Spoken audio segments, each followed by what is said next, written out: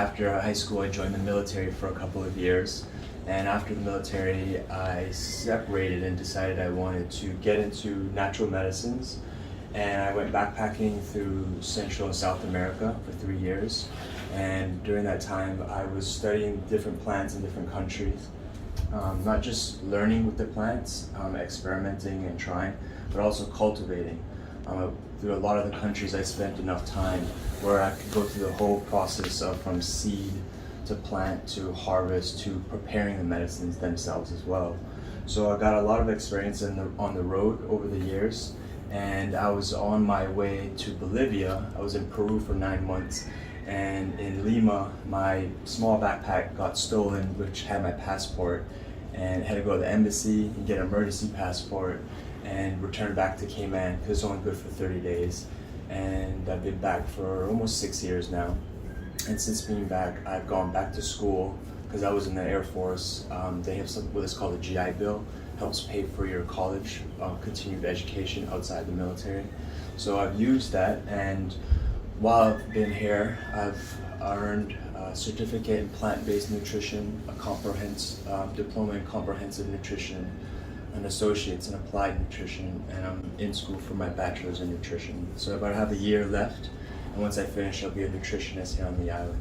And I'm going to continue doing things like this, which are, I think, very important for the community and for the youth, and for the parents, because I think when we teach the adults, we have the possibility to teach and influence others, because it's not just yourself, but you can take it back to your family.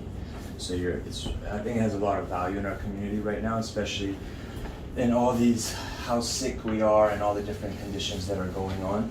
So natural medicines, I think, has a large role, and it's been growing in its popularity, and science has come a long way identifying and actually confirming a lot of the way that these plants were used over the years.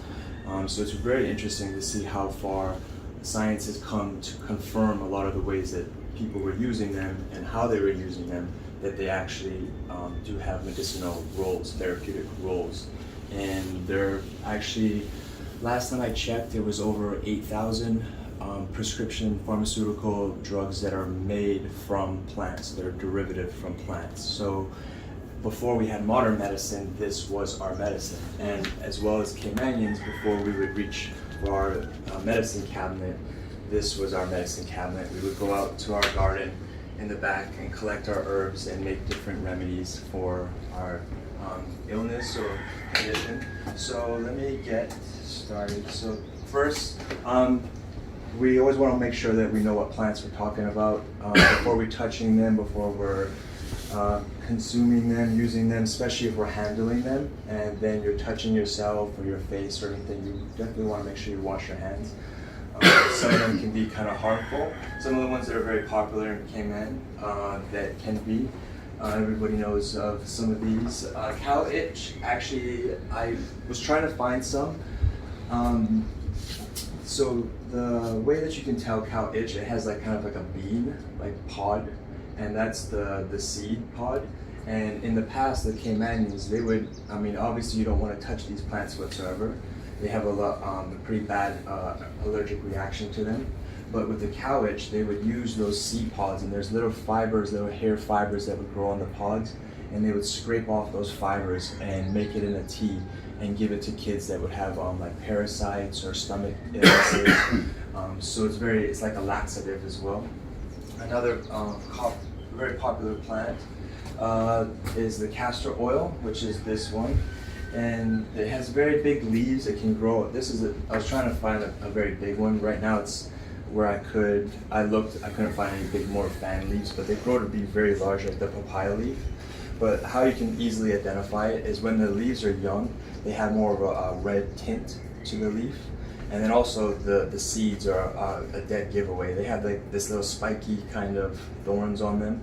And the seeds are toxic if you eat them. But how the Caymanians would actually use this plant, it was actually a very popular plant in the past. They would cook the seeds, heat them, however, whether you fry them or bake them, and it deactivates the poison in it. And they would use the oil that's in these seeds and use it for frying and baking and cooking.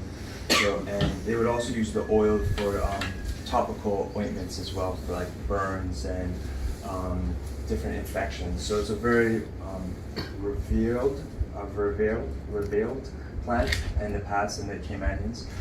But it is toxic and it's harmful. So even though I'm handling it, it's more of the, there's a sap that leads from it, a milky white sap, and that's quite toxic and can be very itchy and irritable. So most of these plants that I'm talking about today are, actually all of them are very native to the island and have a lot of traditional uses. The only one that I'm going to talk about that doesn't really have a long history of uses in Cayman, but I definitely want to highlight it because I think it's such an awesome plant. It's one of my super plants. It's called Moringa. So as you can see, these are the flowers, which I actually got, since it's such an intimate group, you guys can get a first hand on the flowers. They kind of look like orchids. So how they'll hang is like this way. So they kind of almost look like an upside down looking orchid, kind of like that when they're growing, this one.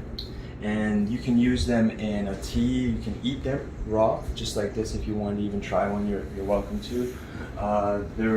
Has medicinal properties, but most of the studies are done on the leaves. Some are on the seeds. Every part of the plant is medicinal, and every part of the plant you can have many applicational uses for. So from the flowers, we go to the leaves. The leaves is what most commonly used nowadays. So I got a couple examples here, some pictures, so you guys can see the trees. I'm sure you'll definitely, if you've seen the leaves growing, you'll definitely kind of see the tree growing around once you get a site for it. And they kind of, they'll droop down like this, but they'll fan out, and they have these oval little leaves. And the leaf is very, very medicinal, or nutritional, you could say, same thing. This is one little slide that's showing gram for gram compared to a lot of other different supplements or nutritional things like yogurt or carrots, how nutritional it is. The leaves have over 90 different nutrients. It has all the amino acids. It has omega-3, 6, and 9. So it's a really one of the most broad spectrum plants that you can find nowadays. And as far as gram for gram compared to just about anything else, like a lot of other superfoods like goji berries or chia seeds or all kinds of other things, this is amazing. So they'll use the leaves in a tea, or they'll also take the leaves. If you have it in your yard, it grows very easily. If you want some seeds, I can give you some. And they'll take the leaves and just hang it up like this in the shade for a day or two, and they'll dry to where they'll just kind of fall off the stems. So you might want to put a netting under. And once they dry, it's very easy to round them up. You can either put them in a plastic bag and just roll it around, no cocoa powder, or grind it up, and you'll have moringa powder. And it's very expensive. It's a supplement that you can go to the stores and buy, maybe 100 grams of it for $30 plus or minus. So this is free, and it's better than it being processed and stored and everything. This is going to be much higher nutritional value. So next on that is the pods. So the fruit pods, which are not really fruits. So this would be a baby one. It's kind of like a little, and this is what they'll most commonly use in dishes. So it's really popular in India and the Philippines. They'll take these smaller seed pods and they'll cook with them, and it's quite good. I've had it in a couple of dishes before. And then when it gets a little bit larger, it'll turn into a full-size pod, and it can grow to pretty long lengths. So this is a pretty long one. And depending on the species, will determine the type of the pod, like its growth. Some are more fat and shorter, and then some are a little bit longer and skinnier. And after they start to mature, then they'll go to where it starts to turn into this brown, like these. And inside the seeds, they grow.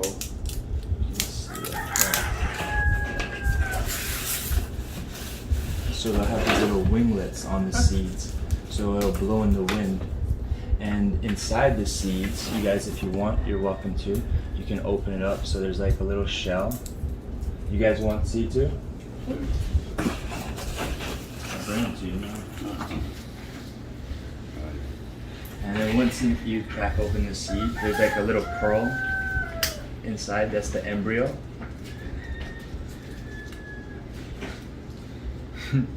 How's it coming? You getting there? Oh yeah, here, I'll help you out. You gotta use your nails. Come on, girls. I eat them. Got it.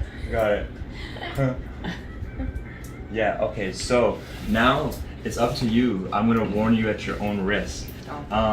You're welcome to. If you have some water nearby, I would recommend, if you feel you wanna try.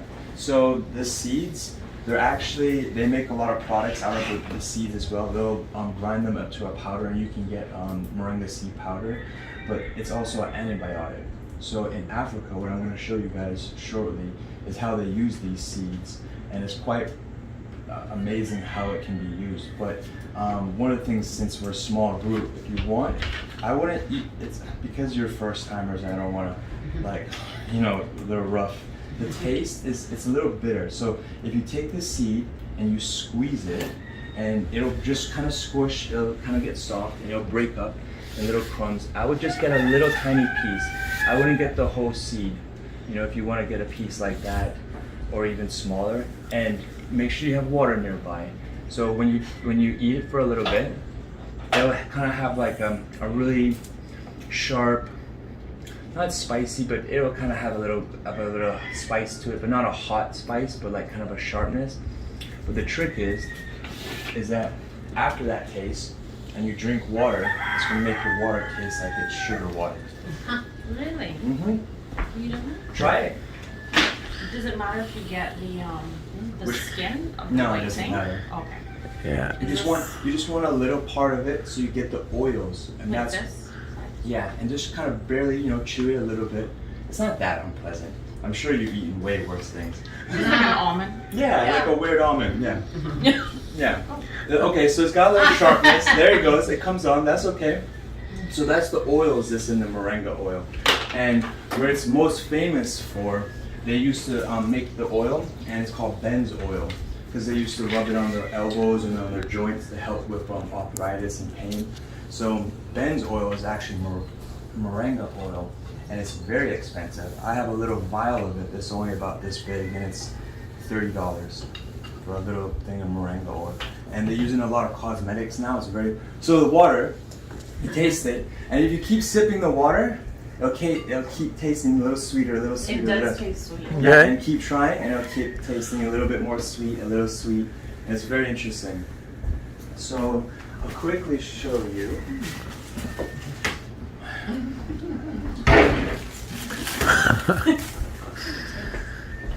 Can you still taste the sour? Can you just like swallow it without chewing it? Will you still get? Yeah, you get all those benefits without the taste, but the reason why I say to chew it is so that you get the taste of the sweet water. Because if you don't get the oil on your tongue, it's not going to make the water taste sweet. So what I have here is Small but liquids that paste inside. so that little liquidy, that's the oil. That's how saturated the seeds are with the oil. And that same oil, so all I've done is got a bunch of the seeds. They're all just, you know, maybe about a dozen or more. And I'm just gonna crush them very quickly. This is a very rudimentary way of doing it. Normally you could grind them up to a lot finer and it would work a lot better. Okay, that's good enough.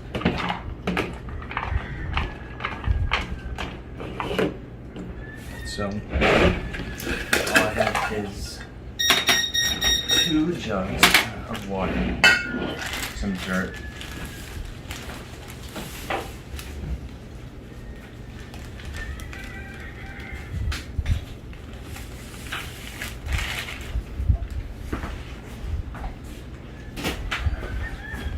What is that you put in there? just some dirt. Oh, okay. Just good old fashioned dirt. I'm sure there were chia seeds. Homemade. Yep. straight from the backyard. All right, and then I'm just taking seeds and I just dumped it in one of them.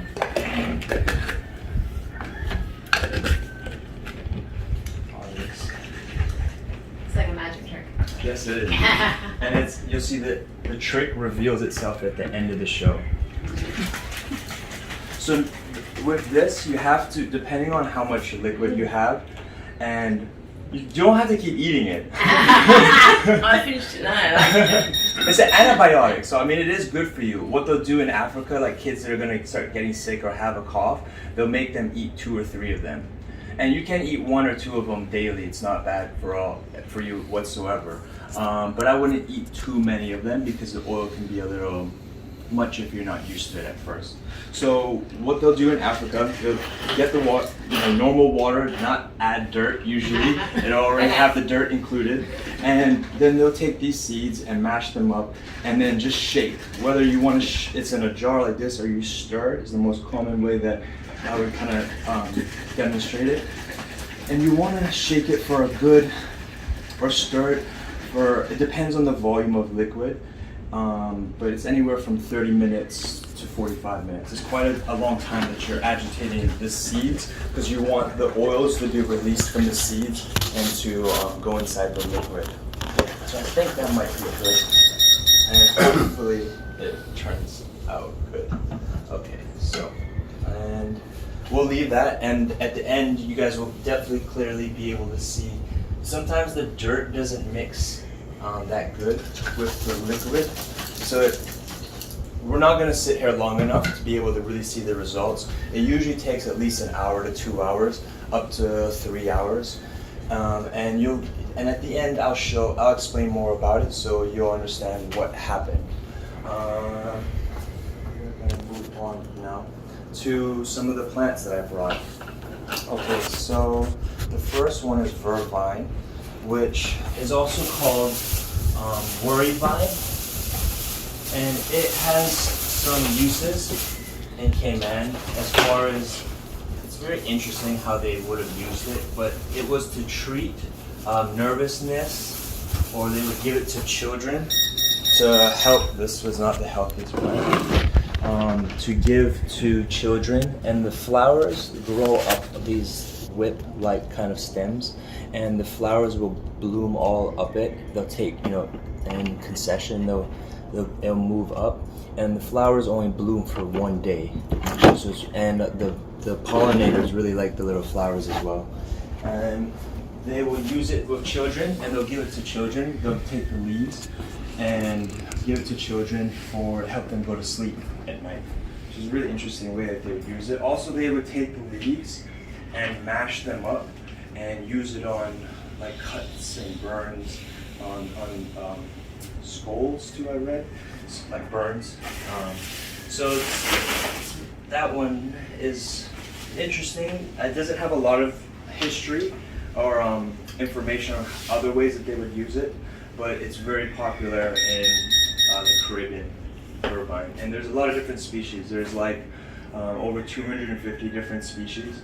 And the one we have in Cayman is more demographic to Jamaica and to the Caymans. So the other ones that grow in other parts of the world don't really have this long whip-like feature that the species locally has here.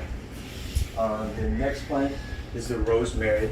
So I brought just kind of a print.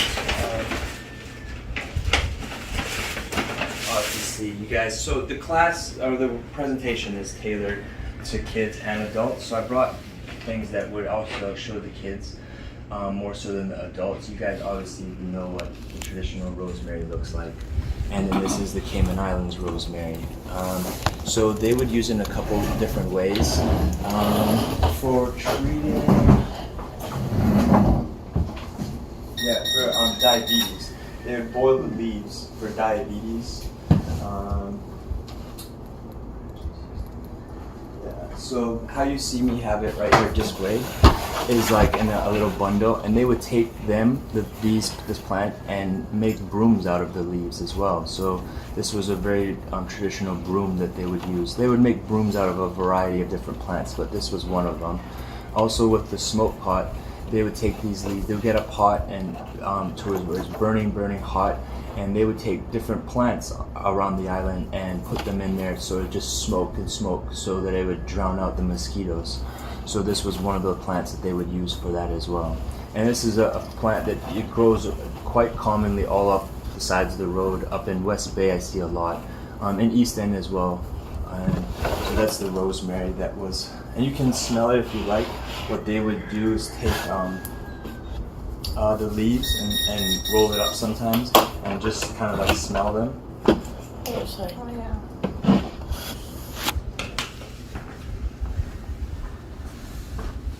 I read somewhere, I haven't heard anybody tell me about it, but I did read somewhere that they would take the yellow leaves and boil it for head lice. Yeah, it's very interesting. It smells the same. So is European rosemary constitutionally the same? I have to look and see if they're in the same family. I would think so, based on the way that the leaves are very close in resemblance. But I don't want to speak on something I don't know 100%.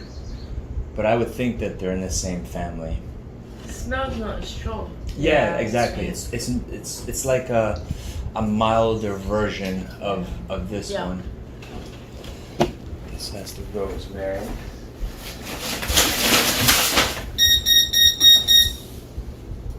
So, leaf of life. You don't put this on lamb, do you? This was, sorry? You don't put Cayman rosemary on lamb. Maybe. You gonna try it? I think she's gonna try it. This plant is really rare. So I know only a few people that know where it grows. I don't know where it grows in the wild. I've never seen it. But a couple places I know people cultivate in their yard. Leaf of life, also called curiosity plant, has a lot of uses in the past. They would take the leaves and mash up the leaves and use it for burns and cuts as well, like some of the other plants. They have a lot of the same applications of how they would use the plants. With leaf of life, they would also, I've read and heard actually of an old Caymanian, she would have been about my age, but when she was young, her grandmother would make her chew the leaves when she would get a cold or start to have a flu come on. So it's really interesting, yeah, just chewing the leaves raw. Some Caymanians I've heard in the past, they would have old memories of. I'll go straight to the Moringa. This was the one I was talking about earlier. Moringa, all the plants I'm going to talk about today are native to the island. And native is a really vague term too, because when did something become native? How long does it have to be here before we consider it indigenous? But all of these plants have a lot of history and uses on the island, except for the Moringa. This one here is it's more modern, a little bit of a newer plant for Cayman specific. Other parts of the world is very, very, very popular, especially in the Philippines and in India. It's like a superstar plant that they use over there, especially in India. Every part of the plant is medicinal. It has nutritional properties in every part. So starting with the flower, as you guys can kind of see, it looks like kind of like a little bit of an orchid kind of look to it. And you can eat the flowers. If you want to try a flower, you're welcome to. Or it has a little bit of a sharpness to it, but it's not too bad. And you can put it in a salad or also in a tea. I've seen a couple products in the different countries that will make a moringa tea and then they'll infuse it with the flowers, which is kind of a really novel idea. Not really, but it's not many places that you'll see them incorporate the flowers because it's not commercially feasible to harvest the flowers year-round. The leaves are what is most commonly harvested, and reason why. So I spent a lot of time when I was traveling through Central and South America working with this plant because in a lot of, there's probably at least a dozen different indigenous communities that I worked with in different countries, and when I introduced this plant to them, one of the novel things about it is that it grows very, very fast and it doesn't need a lot of water or nutrients. It can grow in very nutrient depleted soil, or very acidic soil, and it's a very hardy plant. The leaves, and as well, it's very easy to kind of harvest or use the medicine. So the leaves are very easy to break off from a tree. So if you ever see it, it's just as simple as like a snap. That's not a good example. Here's a good example. So these little ones, they'll just kind of come off. Very easy, and that's kind of how easy they'll harvest it. That's one of the reasons. And then it'll grow back very, very quickly. The leaves, so they'll just let it dry in this shade, and after about 2 days, or it depends on the temperature and the wind, they'll dry to a crisp, and you can either just put it in a bag and just roll it up and it'll grind up to a powder, or you can put it in a blender and grind it to a powder. And Moringa powder right now is very expensive. It's all the craze. It's considered a superfood.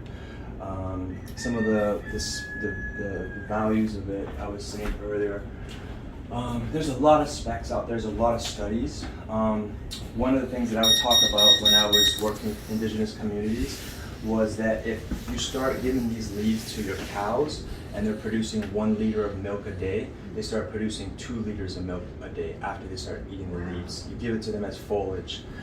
Also with like chickens, well, we learned this with the chickens because the chickens kept eating our little baby moringas, and they started laying double eggs per day.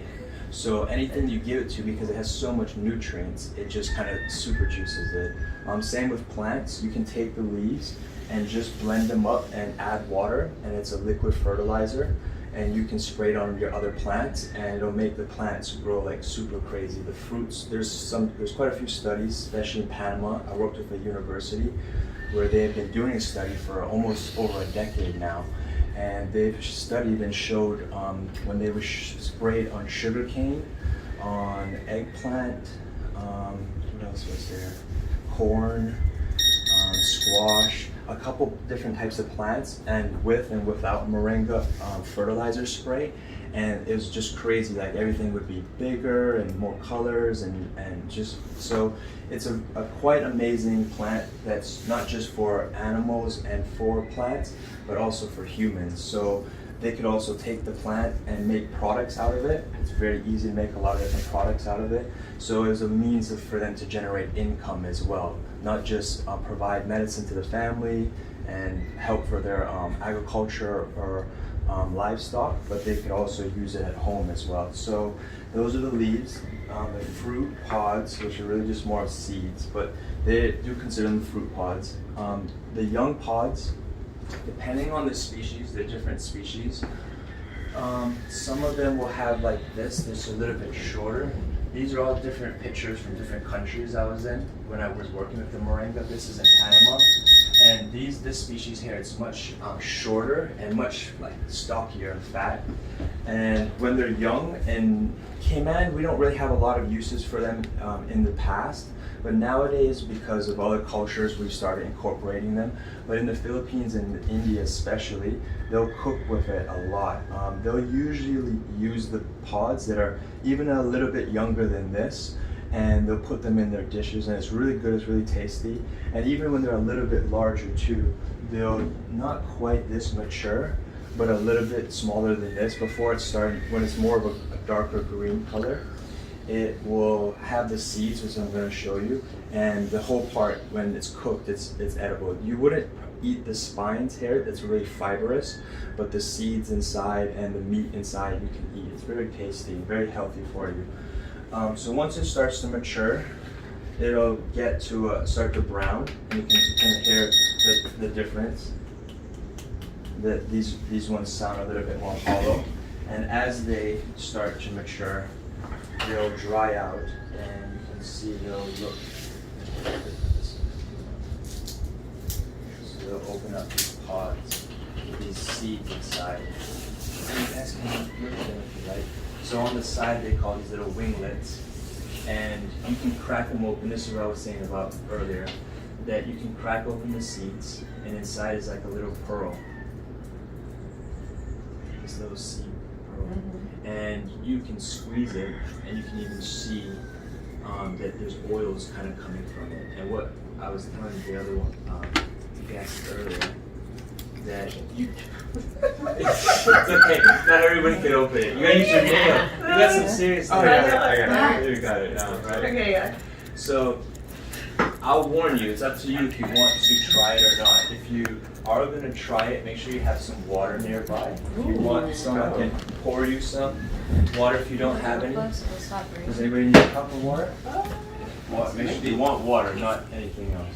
I have a quick question. Sure. So what's the best way to ingest it and keep the integrity of all the nutrients for all?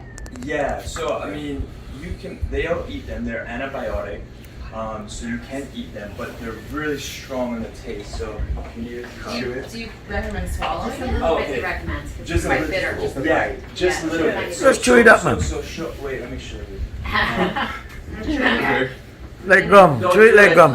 You can. I mean, it's gonna be. Yeah, really it's strong. gonna be bashful. How about you just use a little bit? It's fine. I love it. It's good, man. Yeah, I just chewed one up. Sweet. Okay. It tastes like licorice to Okay, me. okay, so that's good. That means your taste buds are pretty, pretty in tune, like with natural things. So if you try I spit after oregano oil you in chewed my it for a little bit, just for like a minute, drink water now, and it'll make the water taste. I love the taste of that. Tell me what the water tastes like. The Oh. water, normal water. Mmm, like Taste it. honey. Keep tasting it. Keep getting sweeter and sweeter. Yes. Sold. Oh, wow. So, I love this. and it's probably not gonna, it's kind of working. So, generally how they would use it, I was kind of doing a demonstration. And now in your mouth. I just had one myself. You gotta drink the water. That helps. So, in Africa, what I was demonstrating earlier, I kind of did a little demo where, and it's not, sometimes it works out really good. It depends too on the soil. So this soil is kind of like a more heavier, dense soil, so it's all sinking towards the ground. But the stuff that would be a little bit more floating throughout and dilutes the whole liquid, so it'd be more of a brownish color, you would get a better illustration or demonstration of what's happening here. But what I did, I took both of them, they have normal water, I added some just dirt, and then I took a bunch of moringa seeds and I crushed them up, and then I put it inside this one and I mixed it, I shook it up for a couple minutes, and at the end I'll explain it a little bit better and hopefully it'll become a little bit better as well. A couple of things I had not done that would cause it to really not show as clear, which is kind of like very rudimentary. What I was doing is just like taking the seeds. If you don't crush the seeds up really, really good, it doesn't release the oil, so it takes a longer time for it to kind of activate. And essentially what's happening, I'll just explain it now, is that the oils that's inside the moringa seeds is it'll push all the bacteria and sediment and everything to the bottom of the container, where everything in the top portion will be purified. And in Africa, that's what they use to purify water when they have no other way. Wow. So it's a really, they call it the miracle tree. It has a lot of different uses for it.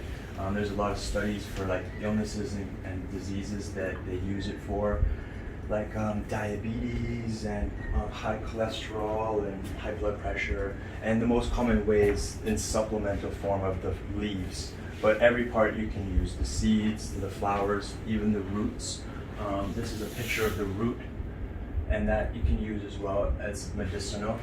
So these are various variations of different photos of when it's small. And if you guys want these seeds, I can give you some as well, and you can take them home and germinate them and start your own moringa trees. Definitely. If you'd like. So these, I'll briefly just kind of show you guys.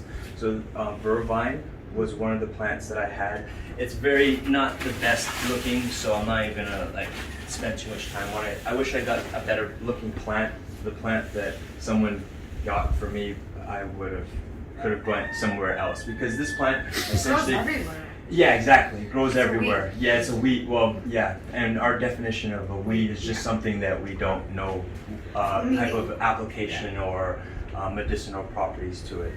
So Virvine, they would use it to treat nervousness. They would give it to kids to help them fall asleep. Let's go another one, Rosemary, which I was talking about earlier. Since, are any of you guys Caymanian? No. but- Okay, so then that's what, I'm not judging, I just think showing, she's Caymanian, so we've seen these plants, not to say that I've you been haven't. researching a lot of. Oh, okay, cool. So I think, Endemic herbal plants. oh, okay, so then you probably recognize them. And I do know that they traditionally make rooms out of it. There you go, see, that's why I got it in that little. In the little room. Yeah, exactly. And this is the traditional, obviously you guys have all Yes. seen that. This is And this is the native one. Wow. And it looks similar to some degree and smells even a little bit similar to, if you want to smell it, you're welcome to. But it isn't coming from the same family as rooms. She had asked that earlier. I need to look No, I'm into that. sure I don't, it doesn't. no? It's from, I was working, one of the artists I work with, Right. who just left today, is a, knows all the Latin names of Oh, plants, wow, and yeah. this isn't related To to, this. is that it looks similar to rosemary. So when they came, they were like, oh, that's rosemary, but it's not rosemary. And it doesn't have the same medicinal qualities. Properties, yeah. I No. did remember reading something like that saying, yeah, they don't have the same Yeah. medicinal properties, but they did use it for similar. I mean, what this can be used for and what this was used for. For like are cooking meat and stuff like that? No. I mean, this. I mean, rosemary. That's what she said. Yeah. You can use this for more than just cooking. I meat. know, but it's so common, isn't it? I don't eat, so I don't use either. it this way commonly. I use it in tea more than anything, or cooking, of course. But even with if Or you're go to cooking, veggies. Like, Yeah, like some Yeah. potatoes, some good roasted Yeah. potatoes with rosemary. so I think. try So, to eat it if you're vegetarian. so that's the okay. common species.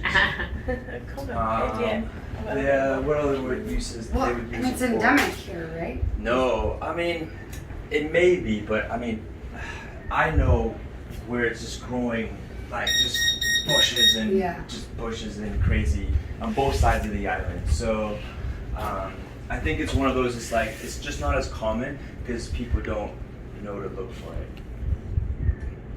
And it's not so much I see in the central part of the island. I haven't really seen it. I see it more on the where there hasn't been so much human destruction of the local plants. And you can see there, I think it has a little bit of the flowers at the end, a little bit of the seeds. Yeah. See there, and that's what they'll look like, these little flowers. So you use it in, medicinally? How they would use it, they would boil Yeah, I the guess so. leaves for diabetes, and they would burn the twigs and the leaves for a smoke pan. So the old Caymanians, when the mosquitoes were so bad, they would get a pan and heat it up and use it for various plants to create a lot of dense smoke to repel the mosquitoes. And this was one of the plants that they would use that for. I also read too that they would take the yellow leaves and use it for head lice. So there's a lot of vagueness on how they would use the plants. Like I want to try to spend some more time going through the archives, but even the archives themselves are still very limited. They'll say like, we use this plant for this, but they don't talk about like did they use the leaves or the seeds or how they did it, or so there's a lot of like gaps in the information of how things were used. So I do my best and do as much homework and talk to people as much as I can, but it's very limited. That's what's out there. Headache bush. So this did we already talk about?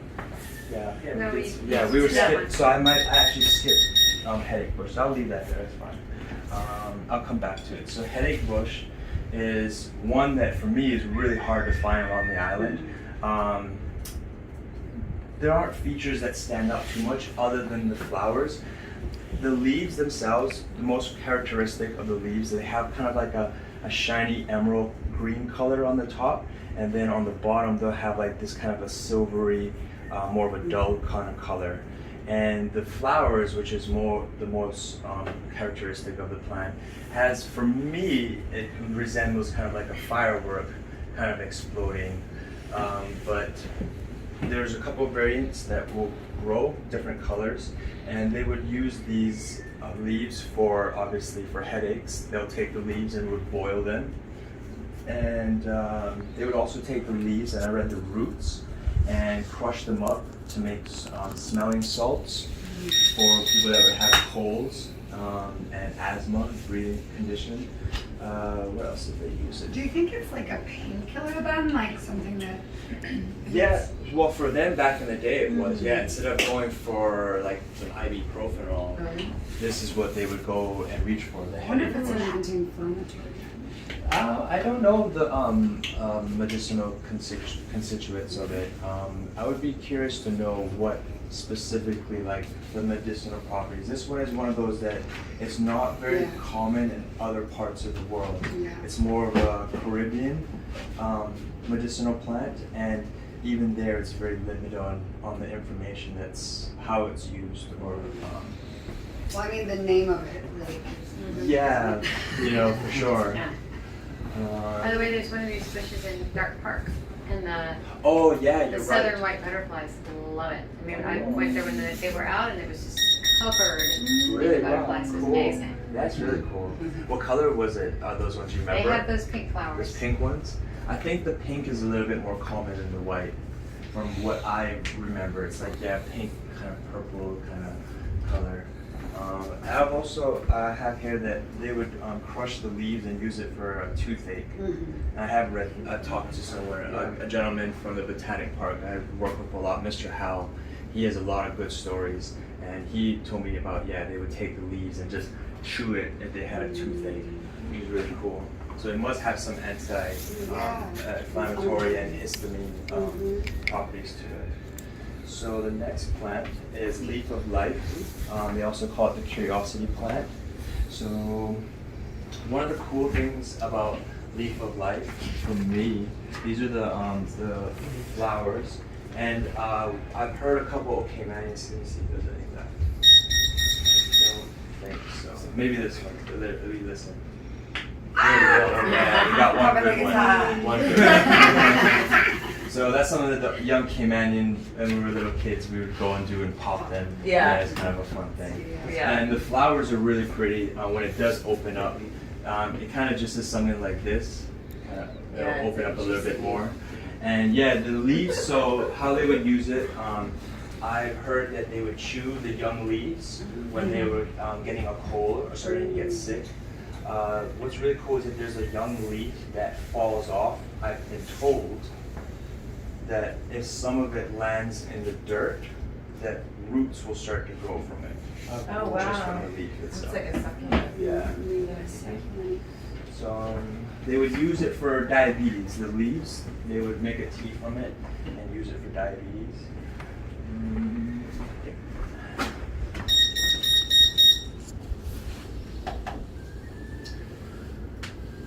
Oh, they would also make which is interesting. It's one of the few plants that I've heard in Central and Latin America, period, but especially South America.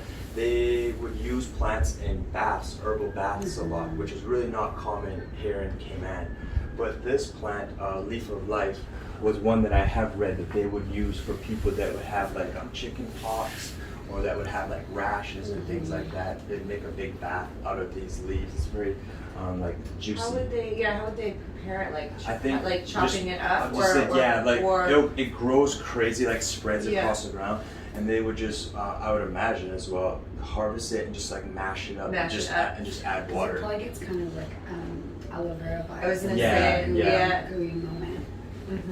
Yeah, exactly. That's what I would imagine. It's something to Because with aloe vera too, it's like you can kind of strip the inside, but this you would want to include the exterior as well. and I think because it's not as, I don't want to say juicy as aloe. Yeah, totally. They would probably use more of the leaf material Yeah. because more of that is the sap and juices inside the leaves. Exactly. Would that be good for like mosquito bites and things Yeah, like that too? they I would would. imagine skin ailments like eczema, rashes. Yeah, exactly. Those types of things. Even maybe sunburn. I wonder if it could be for those They would take the blemish. leaves, they would warm up the leaves, and then rub it between their hands to get all the juices out of it. That's This is one for way. the bath, or? This is just to use if you As wanted to rub a it. serum. Yeah, if you wanted. It's like a lot like aloe vera. Yeah.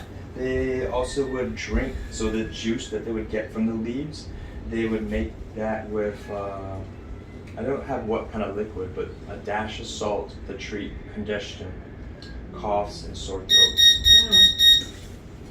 So that's information I haven't spoken to somebody directly to get, something that I've read and researched, and I try to incorporate firsthand experience uses, but it's very, very limited, and then thereafter I try to research wherever I can find online or in books. So, is there any particular benefit to the combination with salt? Well, I think it's probably something more of just to make it more palatable. Oh, okay, yeah. That's what I would think. Well, salt helps you to like your body integrate things. Yeah. It could be as well. It could be. So next one, common everybody knows of. I brought, of course, a show and tell, and it's got Are some you gonna drink it? good old water in it. Maybe later, if you guys want to bust it open. Machete? Sure. There are actually many species of coconut. Everything from dwarf coconuts to the super tall ones in Hawaii, and different sized fruits, even to the taste of them. The ones that are yellow are more sweet than the green ones.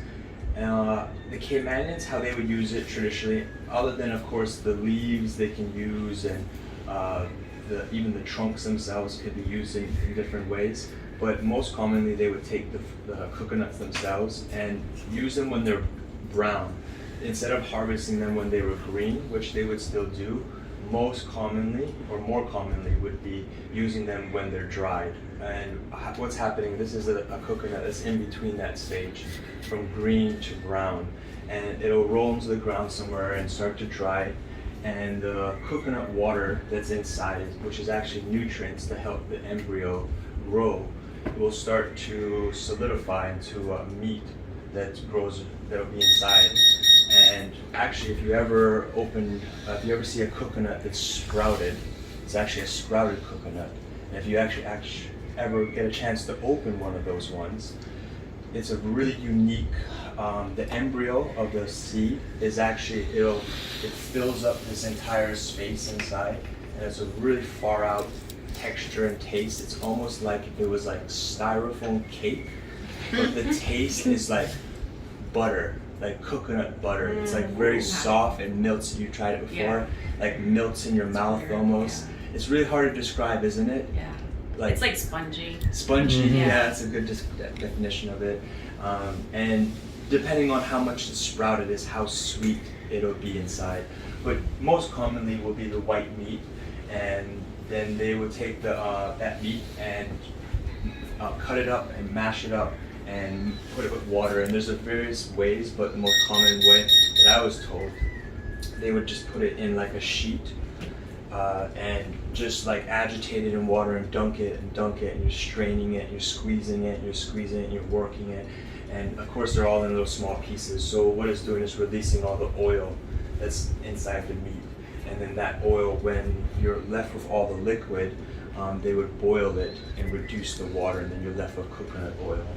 And it's a really good high grade quality too if they do it that way, especially if you use low heat and don't do a high heat, then you can actually retain a lot of the medicinal properties from it. Another way, the most common way, is that they'll just chop it up and put it in water and put it on high heat and just like reduce until it's like you're left for all the oil will come out of the meat. But that's using more heat to extract it instead of more of the agitation, which is what I was told is more of a traditional way. Right. What else is there to talk about? There's too much more. I mean, everybody's familiar with that. Aloe Vera, of course, quickly I'm going to talk just briefly about it. Everybody's familiar with it.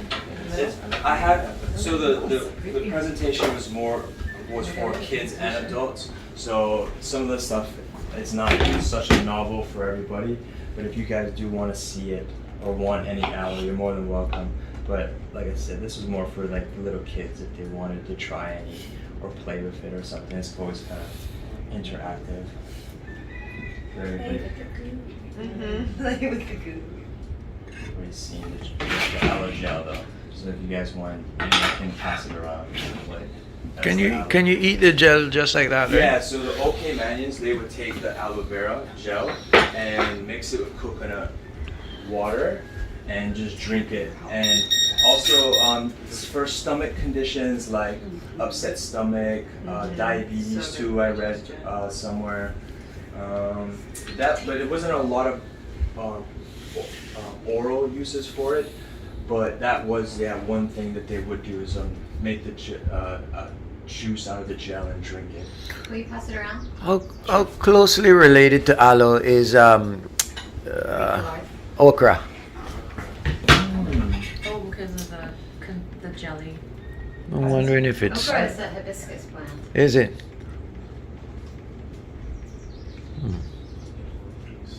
I'm not sure if it's what's this relation is. Right. They say the slimy stuff like that's good for your joints. I don't know if it's true. So I drink it. Yeah, you do? Yeah, That's I good. do. It's really good I for grew you. up drinking it. My mother used to make it for There you us go. every She's now a and then. Caymanian. Tell us. Yeah, I mean, it grows like weeds. I have it. It just grows like wildfire in the yard. So I take the stems. I take like the bigger leaves and I take like 3 or 4, and I'll like blend it. I use it on my skin. I use it in my hair. I Really? drink it. So I blend it with coconut Water? Yeah, cool.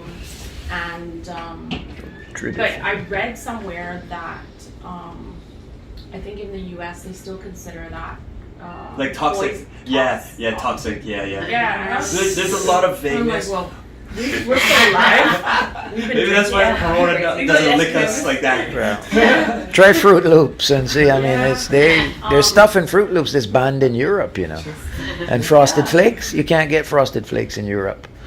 The FDA has said yes, but the European people have said no. Does not stay. No. Right. So I don't think they are the governors of what's. There's a lot of vagueness in botany and herbalism that what one researcher or writer will say is poisonous, another one may actually say those are the properties that we want to happen. Like the castor bean, there's a lot of things warning of all of the uses of it. Don't touch it, this and that. But I'll be honest, I've handled it.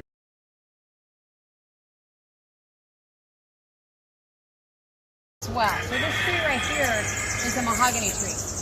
And mahogany was actually a cash crop, that's what we traded for a while.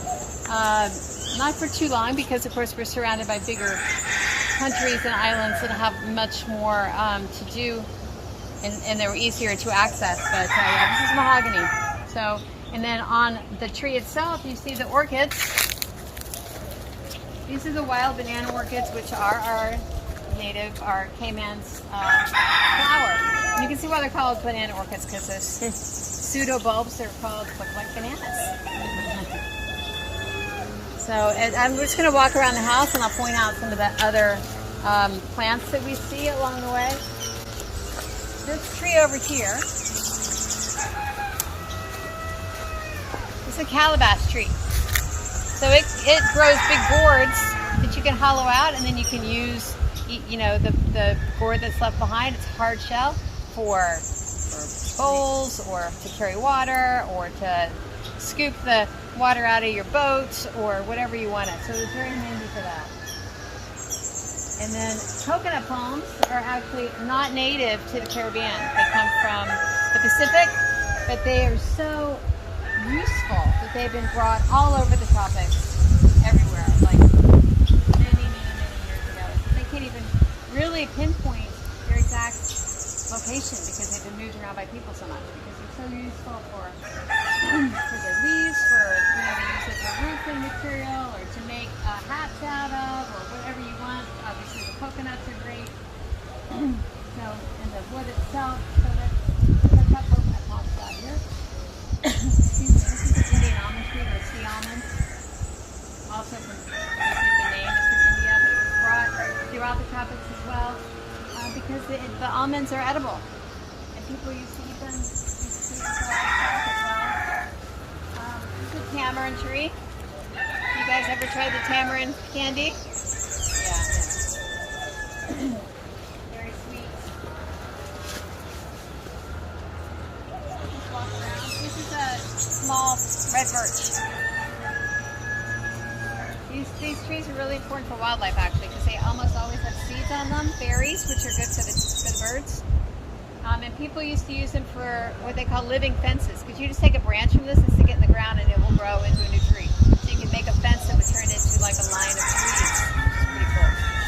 In Mexico, they call it the tourist tree because it has red peeling skin like the tourists.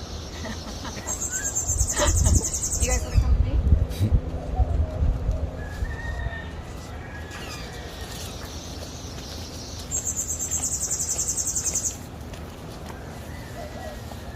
Sisters would have been really important for people back in those days to capture rainwater.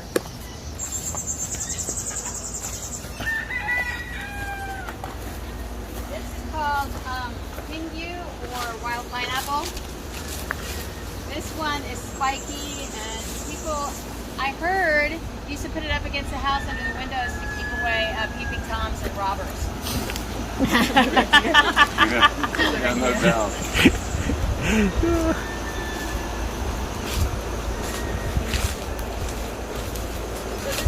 Wavy leaves, that's a Guinep tree.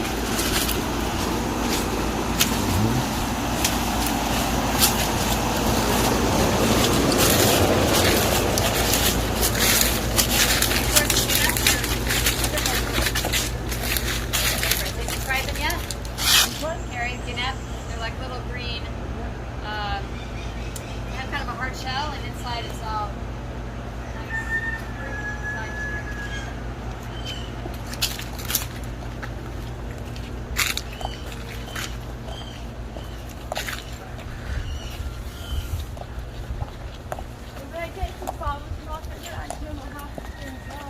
yeah, I bet. These are more mahogany trees. They turn this pretty golden color.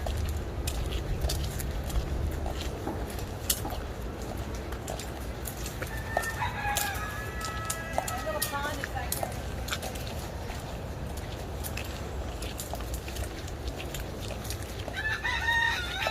So this, by the way, this tree with the this kind of interesting little leaves, that's logwood. Logwood is an invasive species now, but it was actually highly sought after for about 100 years because you can make kind of a reddish purple dye out of this, and there wasn't a source for that. And so people in Europe were fighting over this, and this grew in Central America, which was Spanish. So Spain had access to this really cool dye, and England really wanted it.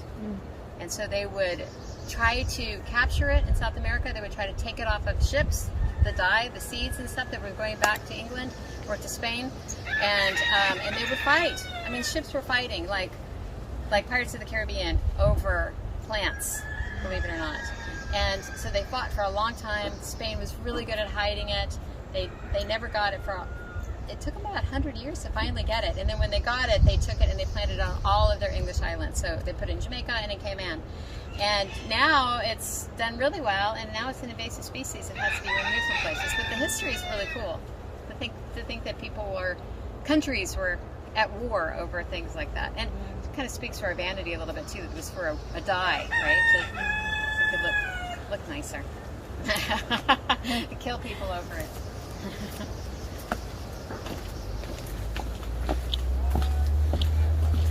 There's a nice little pond back here. So this is probably why the mission house was built here in the first place.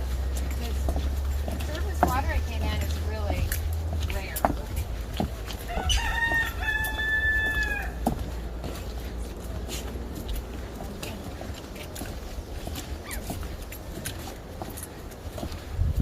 These are black net stilts out here. Aren't they pretty? Those are moorhens.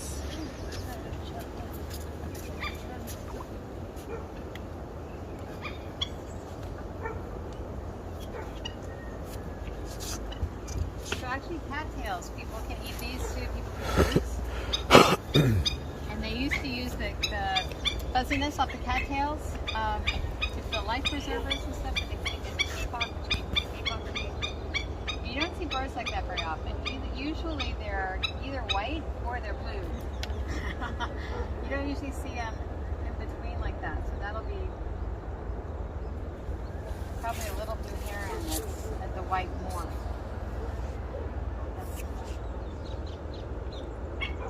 What are they called again?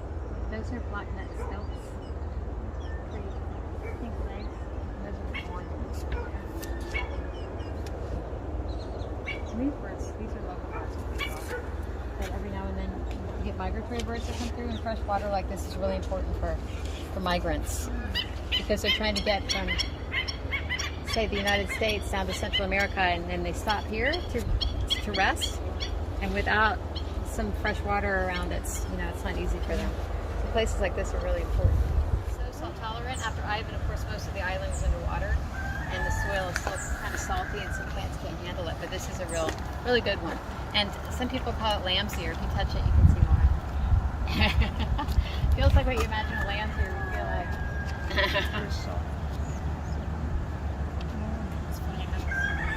You gotta walk around your yard a little bit more.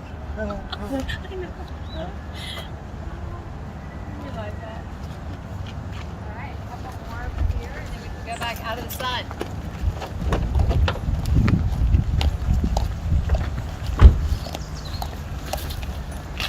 guys can stand here in the shade, and I'll just point out. So this is breadfruit, with the big leaves and the big round basketball-looking things on it. That's breadfruit. And breadfruit has a super interesting history. So that is famous in literature and the story of Mutiny on the Bounty. You guys all know that story, I assume, where Captain Bligh took his men over to the Pacific Islands. Oh yes. And then Christian, or Mel Gibson, fought Captain Bligh, and they put him in a little ship with his supporters, and they sailed. That's the longest journey in an open boat still today, I think, where they made it all the way to Australia, and I think almost all of them lived. But anyway, the reason why Christian and Captain Bligh were fighting is because of those plants. So they'd gone to the Pacific to get baby breadfruits to bring back to the Caribbean so they could feed the slaves cheaply. And so they had to wait there long enough until the trees were just at the right stage to take back. And so they were there long enough to where the men all fell in love with all the Polynesian girls. And then when they got back on the boat and sailed away, Captain Bligh was giving almost all the water to the plants and not to the crew. And that was the last straw for the crew. They were like, no, you're off the boat. We're going to go back and pick up our girlfriends and go hide on Pitcairn Island. So that's what happened. And then they threw all the breadfruit overboard. But of course, other people got it and they brought it to the Caribbean, and here it is. So that's the origin of breadfruit in the Caribbean. Pretty interesting, right? Even has a slavery aspect. Cool. And then there's the red birch again. You see the red one going up. That one doesn't have any leaves on it. You see it's going to get a lot of berries. Really important for bird species. Yeah, I saw the parrots eating it the other day. Yeah, it's really important because they almost always have some fruit on them, whereas other ones might only get a fruit once a year. The red birch have it almost all the time. So, and fig trees are like that too. They're also important. Okay, you guys ready for the air conditioning?